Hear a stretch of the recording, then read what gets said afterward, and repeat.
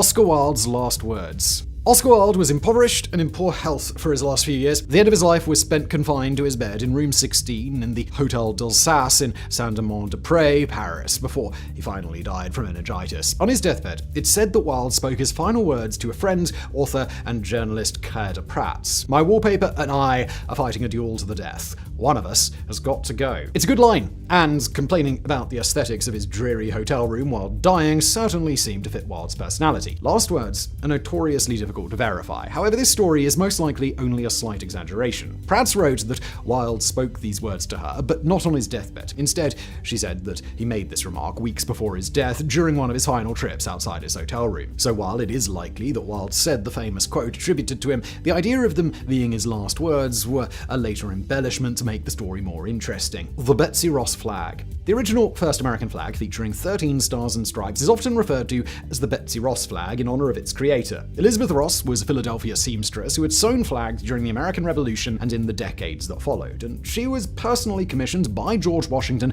to create the design for the first official United States flag. This is an iconic story about the founding of the United States, and Betsy Ross sewing the original flag was even immortalized on a US stamp. However, virtually every part of this story is fiction. Betsy Ross really did spend 50 years sewing flags, mostly for the military, but there's no evidence she designed the so-called Betsy Ross flag. Even if she had, it was actually the second official flag rather than the first. The original story, as told by her family, was that Washington had a sketch of the design that he wanted, and that Ross's only design contribution was to switch from 6-pointed stars to 5-pointed stars, as they'd be easier to manufacture. This evolved over time into her designing the entire flag. While her grandson may have believed the more humble family lore he presented of Ross only changing the shape of the stars, most people spreading this story knew that it was entirely fictional. But when her grandson came forward with the story, it was just after the Civil War leading up to the nation's centennial celebration. There was a strong desire to create wholesome American lore that could help unite the nation, so the story was publicized with no regard given